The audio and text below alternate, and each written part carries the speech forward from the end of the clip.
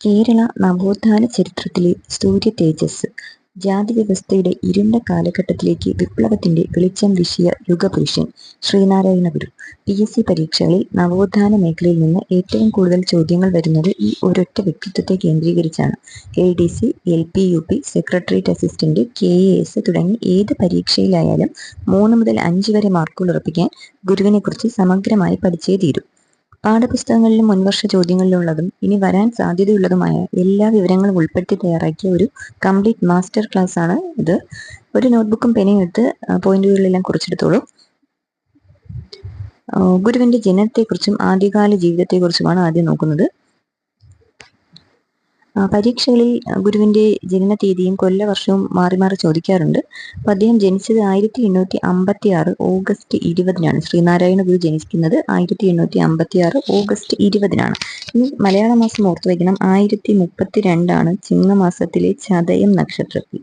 കൊല്ലവർഷം 1032 ചിങ്ങമാസത്തിലാണ്, ചതയം നക്ഷത്രത്തിലാണ്. അപ്പോൾ ശ്രീനാരായണ ഗുരു ജനിച്ച തീയതി 1856 ഓഗസ്റ്റ് 20 ഓർത്തു വയ്ക്കണം.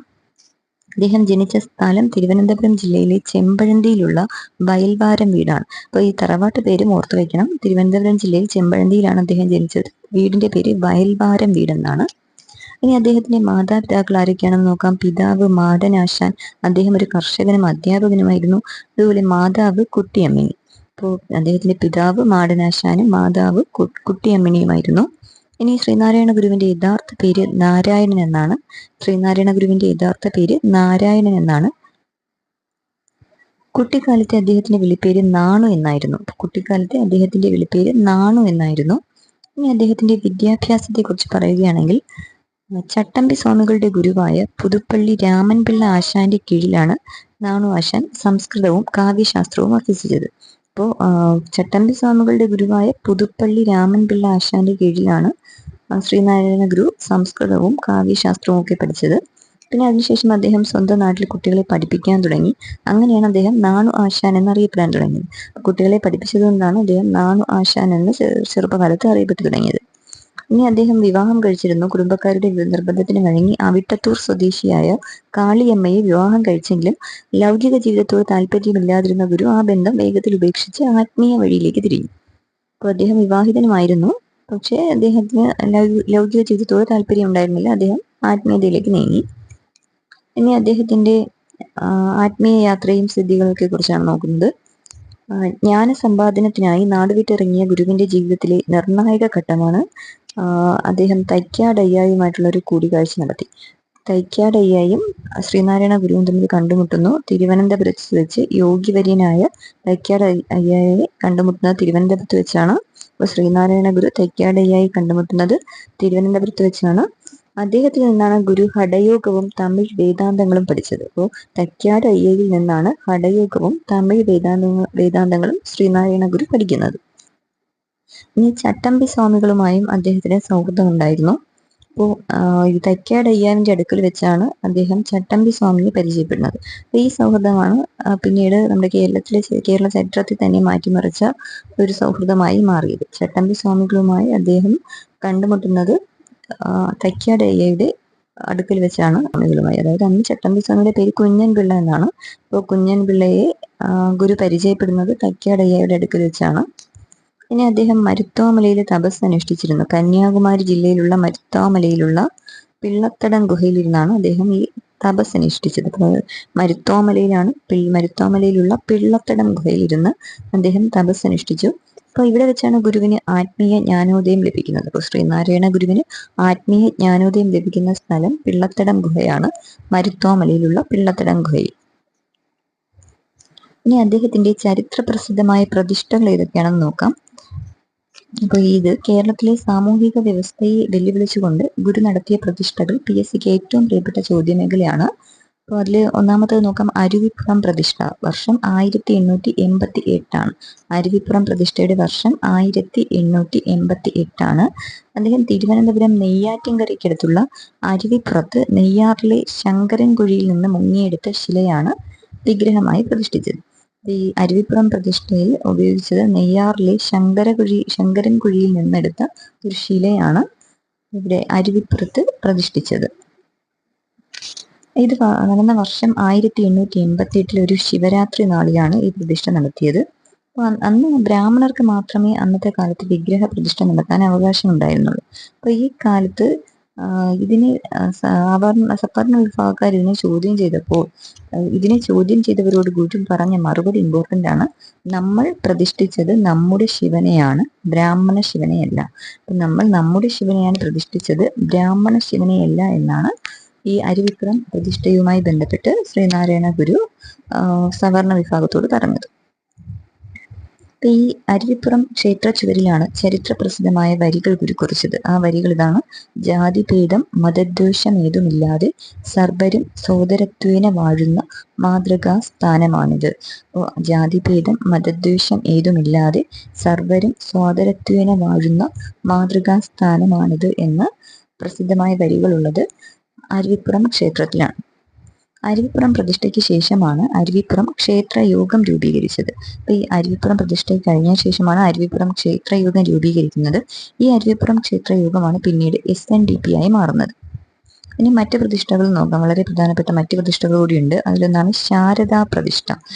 വർഷം 1912 വർക്കലയിലെ ശിവഗിരിയിൽ സരസ്വതി ദേവിയെ അഥവാ ശാരദാംബയെ പ്രതിഷ്ഠിച്ചു. ഇതാണ് ഈ ശാരദാ പ്രതിഷ്ഠ എന്നറിയപ്പെടുന്നത്. 1912 വർക്കലയിലാണ്. അപ്പോൾ ജ്ഞാനത്തിന്റെ പ്രതീകമായി ജനലുകളുള്ള വായുവും വെളിച്ചവും കടക്കുന്ന ഒരു ക്ഷേത്രമായിരുന്നു ഈ ശാരദാ പ്രതിഷ്ഠ നടത്തിയ ക്ഷേത്രം.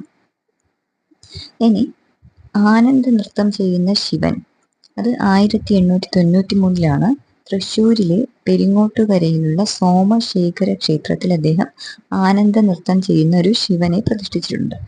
എവിടെയാണ്? തൃശ്ശൂരിലെ പെരിങ്ങോട്ടുകര എന്ന സ്ഥലത്തെ സോമശേഖര ക്ഷേത്രത്തിൽ. വർഷം 1893. മറ്റൊന്നാണ് ദീപപ്രതിഷ്ഠ. അദ്ദേഹം തൃശ്ശൂരിലെ കാരമുക്ക് ചിദംബര ക്ഷേത്രത്തിൽ വിഗ്രഹത്തിന് പകരം വിളക്ക് പ്രതിഷ്ഠിച്ചു. അതാണ് ദീപപ്രതിഷ്ഠ എന്നറിയപ്പെടുന്നത്. അവിടെ വിഗ്രഹങ്ങളല്ല, അതിന് പകരം പ്രതിഷ്ഠിച്ചത് വിളക്കാണ്. തൃശ്ശൂരിലെ കാരമുക്ക് ചിദംബര ക്ഷേത്രത്തിലാണ് ശ്രീനാരായണ ഗുരു വിഗ്രഹത്തിന് പകരം വിളക്ക് പ്രതിഷ്ഠിച്ചത്. ഇനി മുരുക്കുംപുഴയിൽ ഒരു പ്രതിഷ്ഠയുണ്ട്, അത് ശിലാലിഖിത പ്രതിഷ്ഠയാണ്. അപ്പൊ മുരുക്കുംപുഴ ക്ഷേത്രത്തിൽ സത്യം ധർമ്മം ദയ സ്നേഹം, സത്യം ധർമ്മം ദയ സ്നേഹം എന്ന് ആലേഖനം ചെയ്ത ഒരു ശിലാലിഖിതം അത് പ്രതിഷ്ഠിച്ചിട്ടുണ്ട്. അത് മുരുക്കുംപുഴ ക്ഷേത്രത്തിലാണ്. ഇനി അദ്ദേഹത്തിന്റെ കണ്ണാടി പ്രതിഷ്ഠകൾ നോക്കാം. 1927 ഗുരുവിന്റെ അവസാനത്തെ പ്രതിഷ്ഠയാണ് ഈ 1977 കണ്ണാടി പ്രതിഷ്ഠ. ആലപ്പുഴയിലെ കളവങ്കോട് ശക്തീശ്വര ക്ഷേത്രത്തിലാണ് കണ്ണാടി പ്രതിഷ്ഠിച്ചത്. ആലപ്പുഴ കളവൻകോട് ശക്തീശ്വര ക്ഷേത്രത്തിലാണ് ശ്രീനാരായണ ഗുരു കണ്ണാടി പ്രതിഷ്ഠ നടത്തിയത്. അപ്പോൾ അതിൽ ഓം ശാന്തി എന്ന് രേഖപ്പെടുത്തിയിട്ടുണ്ട്. ഈ കളവങ്കോട് കണ്ണാടി പ്രതിഷ്ഠയിൽ രേഖപ്പെടുത്തിയിട്ടുള്ളത് ഓം ശാന്തി എന്നാണ്. ഇനി ശ്രീനാരായണ ഗുരുവുമായി ബന്ധപ്പെട്ട സംഘടനകളും സാമൂഹിക മുന്നേറ്റങ്ങളുമാണ് നോക്കുന്നത്. ഇപ്പോൾ ഗുരുവിന്റെ നേതൃത്വത്തിൽ നടന്ന സംഘടനാ പ്രവർത്തനങ്ങൾ നോക്കാം. ആദ്യത്തേത് SNDP യോഗത്തിന്റെ രൂപീകരണം. നമുക്കറിയാം, ശ്രീനാരായണ ധർമ്മ പരിപാലന യോഗം എന്ന SNDP. അപ്പൊ ഇത് രൂപം കൊള്ളുന്ന വർഷം 1903. തീയതി 1903 മെയ് 15. കൊല്ലവർഷവും ഓർത്തു വെക്കണം, 1078 ഇടവം 2. അപ്പോൾ SNDP രൂപീകരിക്കുന്നത് 1078 ഇടവം 2. കൊല്ലവർഷം 1078 ഇടവം 2. ഇനി ഈ അരുവിപ്പുറം ക്ഷേത്രയോഗം പുനഃസംഘടിപ്പിച്ചാണ് ശ്രീനാരായണ ധർമ്മ പരിപാലന യോഗം രൂപീകരിച്ചതെന്ന് നേരത്തെ പറഞ്ഞതാണ്. ഇനി ഇതിന്റെ ഭാരവാഹികൾ ആരൊക്കെയായിരുന്നു നോക്കാം. ഇതിന്റെ സ്ഥിരം അധ്യക്ഷൻ എന്ന് പറയുന്നത് ശ്രീനാരായണ ഗുരു തന്നെയായിരുന്നു. ഒന്നാമത്തെ ജനറൽ സെക്രട്ടറി കവിശ്രേഷ്ഠനായ കുമാരനാശാനായിരുന്നു.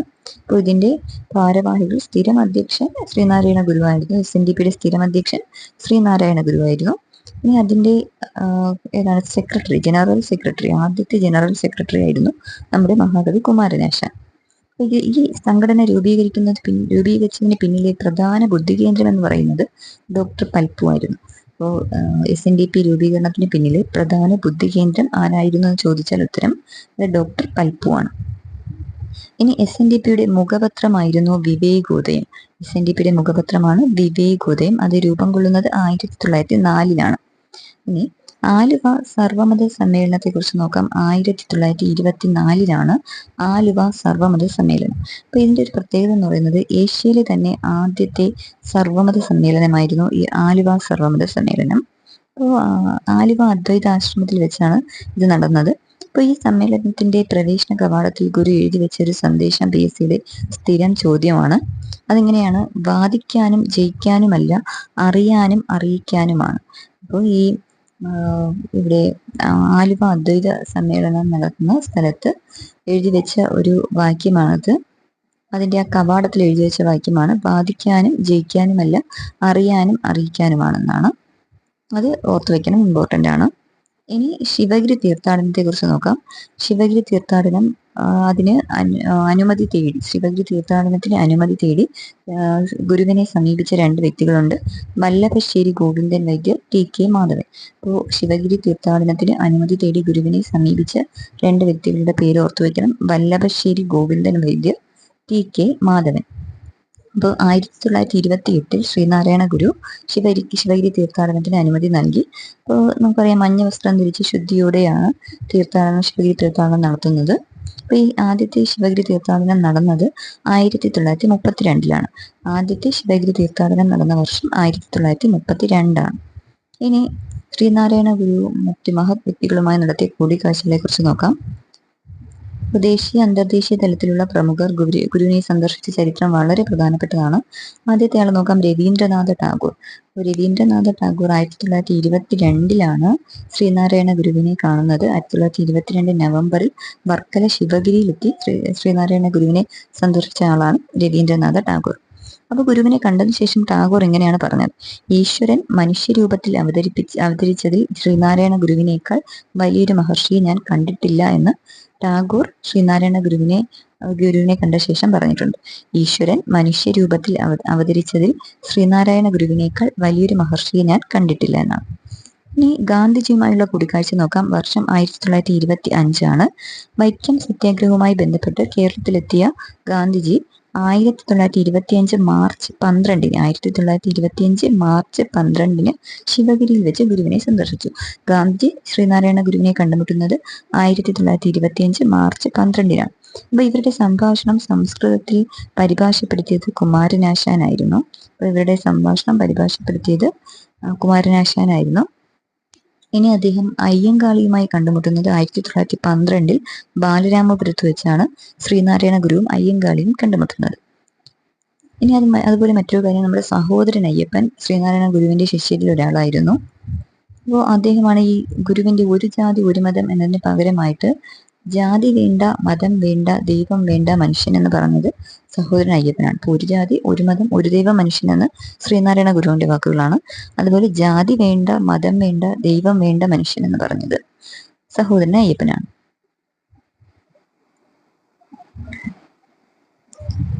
ഇനി ശ്രീനാരായണ ഗുരുവിന്റെ പ്രധാന കൃതികളെ കുറിച്ച് നോക്കാം. അദ്ദേഹം സംസ്കൃതത്തിലും തമിഴിലും ഒക്കെ നിരവധി കൃതികൾ രചിച്ചിട്ടുണ്ട്. ശ്രീനാരായണ ഗുരു മലയാളത്തിലും സംസ്കൃതത്തിലും തമിഴിലും കൃതികൾ രചിച്ചിട്ടുണ്ട്. നമുക്ക് ആദ്യം പ്രധാന മലയാള കൃതികൾ നോക്കാം. ആത്മോപദേശ ശതകം. ഒന്നാമത്തേത് ആത്മോപദേശ ശതകം. ഇത് ഗുരുവിന്റെ ഏറ്റവും പ്രധാനപ്പെട്ട തത്വശാസ്ത്ര കൃതിയാണ്. മലയാളത്തിലാണ് ആത്മോപദേശ ശതകം. അതുപോലെ ദൈവദശകം. അത് കേരളത്തിലെ വിദ്യാലയങ്ങളിൽ പ്രാർത്ഥനാ ഗീതമായി ഉപയോഗിക്കുന്ന ഒരു കൃതിയാണ് ദൈവദശകം. ഇത് മലയാളത്തിലാണ്. മറ്റൊന്ന് ജാതി മീമാംസ, പിന്നെ അദ്വൈത ദീപിക, ശിവശതകം, ജീവകാരുണ്യ പഞ്ചകം, അനുകമ്പ ദശകം. ഇതൊക്കെ ശ്രീനാരായണ ഗുരുവിന്റെ മലയാള കൃതികളാണ്. ഒന്നുകൂടി നോക്കാം: ആത്മോപദേശ ശതകം, ദൈവദശകം, ജാതി മീമാംസ, അദ്വൈത ദീപിക, ശിവശതകം, ജീവകാരുണ്യ പഞ്ചകം, അനുകമ്പ ദശകം. ഇനി അദ്ദേഹത്തിന്റെ സംസ്കൃത കൃതികളാണ് നോക്കുന്നത്. 3 ഇമ്പോർട്ടൻ്റ് ആണ്: ദർശനമാല, വിനായക അഷ്ടകം, വേദാന്ത സൂത്രം. അദ്ദേഹത്തിന്റെ സംസ്കൃത കൃതികളാണ് ദർശനമാല, വിനായക അഷ്ടകം, വേദാന്ത സൂത്രം. ഇനി അദ്ദേഹം തമിഴിലെ പ്രശസ്തമായ തിരുക്കുറൽ, തിരുവള്ളുവരുടെ തിരുക്കുറൽ ആദ്യമായി മലയാളത്തിലേക്ക് വിവർത്തനം ചെയ്തത് ശ്രീനാരായണ ഗുരുവാണ്. അപ്പോൾ തിരുക്കുറൽ ആദ്യമായി മലയാളത്തിലേക്ക് വിവർത്തനം ചെയ്തത് ശ്രീനാരായണ ഗുരുവാണ്. ഇനി ശ്രീനാരായണ ഗുരുവിനെ സംബന്ധിക്കുന്ന പ്രധാനപ്പെട്ട ചരിത്ര വസ്തുതകൾ നമുക്ക് പെട്ടെന്ന് നോക്കാം. ഇന്ത്യൻ തപാൽ സ്റ്റാമ്പിൽ പ്രത്യക്ഷപ്പെട്ട ആദ്യത്തെ മലയാളി ശ്രീനാരായണ ഗുരുവാണ്. ഇന്ത്യൻ തപാൽ സ്റ്റാമ്പിൽ പ്രത്യക്ഷപ്പെട്ട ആദ്യ മലയാളി ശ്രീനാരായണ ഗുരു. സ്റ്റാമ്പിൽ പ്രത്യക്ഷപ്പെട്ട വർഷവും ഡേറ്റും നോക്കണം. 1967 ഓഗസ്റ്റ് 21-നാണ്. അപ്പോൾ ശ്രീനാരായണ ഗുരു തപാൽ സ്റ്റാമ്പിൽ പ്രത്യക്ഷപ്പെടുന്നത് 1967 ഓഗസ്റ്റ് 21-നാണ്. അപ്പോൾ ഇന്ത്യക്ക് പുറത്ത് മറ്റൊരു രാജ്യത്തിന്റെ തപാൽ സ്റ്റാമ്പ്, ആ രാജ്യം ശ്രീലങ്കയാണ്. ഇന്ത്യക്ക് പുറത്ത് മറ്റൊരു വിദേശ രാജ്യത്തിന്റെ തപാൽ സ്റ്റാമ്പിൽ പ്രത്യക്ഷപ്പെട്ട ആദ്യ മലയാളിയും ശ്രീനാരായണ ഗുരുവാണ്. അത് 2009-ലാണ്. ശ്രീനാരായണ ഗുരു ശ്രീലങ്കയുടെ സ്റ്റാമ്പിൽ പ്രത്യക്ഷപ്പെടുന്ന വർഷം 2009-ആണ്. ഇനി റിസർവ് ബാങ്കിന്റെ നാണയത്തിൽ പ്രത്യക്ഷപ്പെട്ട ആദ്യ മലയാളി ശ്രീനാരായണ ഗുരുവാണ്. റിസർവ് ബാങ്കിന്റെ നാണയത്തിൽ പ്രത്യക്ഷപ്പെട്ട ആദ്യ മലയാളി ശ്രീനാരായണ ഗുരുവാണ്. 2006-ൽ RBI പുറത്തിറക്കിയ 5 രൂപ നാണയത്തിലാണ് അദ്ദേഹം ആദ്യമായിട്ട് പ്രത്യക്ഷപ്പെടുന്നത്. നാണയത്തിൽ ആദ്യം പ്രത്യക്ഷപ്പെടുന്നത് 2006-ലെ 5 രൂപ നാണയത്തിലാണ്. ഇനി ഗുരുവിന്റെ ജീവചരിത്രം ആദ്യമായി എഴുതിയതാണ് മോർക്കോത്ത് കുമാരൻ. ഗുരുവിന്റെ ജീവചരിത്രം ആദ്യമായി എഴുതിയ വ്യക്തി മോർക്കോത്ത് കുമാരനാണ്. വർഷം 1910-ആണ്. ഇനി ഗുരുവിനെ കുറിച്ച് യുഗപുരുഷൻ എന്ന പേരിൽ R സുകുമാരൻ ഒരു സിനിമ സംവിധാനം ചെയ്തിട്ടുണ്ട്. അപ്പൊ അതിൽ ഗുരുവായി അഭിനയിച്ചത് തലൈവാസൽ വിജയാണ്. ഗുരുവിനെ കുറിച്ച് യുഗപുരുഷൻ എന്ന സിനിമ സംവിധാനം ചെയ്തത് R സുകുമാരനാണ്. അതിൽ ശ്രീനാരായണ ഗുരുവായി വേഷമിട്ടത് തലൈവാസൽ വിജയാണ്. ഇനി അദ്ദേഹത്തിന്റെ മഹാസമാധിയെക്കുറിച്ച് നോക്കാം. അദ്ദേഹം സമാധിയാകുന്നത് 1928 സെപ്റ്റംബർ 20-നാണ്. 1928 സെപ്റ്റംബർ 20-ന്. കൊല്ലവർഷം 1104 കന്നി 5. അതിന് ഇമ്പോർട്ടൻ്റ് ആണ്. കൊല്ലവർഷം 1104 കന്നി 5-നാണ് സമാധിയാകുന്നത്. വൈകുന്നേരം 3:30-ന് വർക്കല ശിവഗിരിയിൽ വെച്ചാണ് അദ്ദേഹം സമാധിയാവുന്നത്. ഇപ്പോൾ കൂട്ടുകാരെ, ശ്രീനാരായണ ഗുരുവിനെ കുറിച്ച് PSC പരീക്ഷകളിൽ വരാൻ സാധ്യതയുള്ള എല്ലാ വിവരങ്ങളും നമ്മൾ വളരെ ആഴത്തിൽ ഒരൊറ്റ വീഡിയോയിൽ പഠിച്ചു കഴിഞ്ഞു. അപ്പോൾ ഈ പോയിന്റുകൾ വീണ്ടും വീണ്ടും കേട്ട് റിവിഷൻ ചെയ്യാൻ മറക്കരുത്. ഈ വീഡിയോ നിങ്ങൾക്ക് അത്രമേൽ ഉപകാരപ്പെട്ടെങ്കിൽ ഇപ്പോൾ തന്നെ ലൈക്ക് ചെയ്യുക. നിങ്ങളുടെ PSC പഠിക്കുന്ന സുഹൃത്തുക്കളിലേക്ക് ഈ മാസ്റ്റർ ക്ലാസ് ഷെയർ ചെയ്യുക. അപ്പോൾ വരും ദിവസങ്ങളിൽ മറ്റ് നവോത്ഥാന നായകന്മാരെ കുറിച്ചുള്ള ഇതുപോലുള്ള വിശദമായ ക്ലാസ്സുകൾക്കായിട്ട് ഈ ചാനൽ സബ്സ്ക്രൈബ് ചെയ്യുക. അപ്പോൾ അടുത്ത ക്ലാസ്സിൽ കാണാം. Thank you.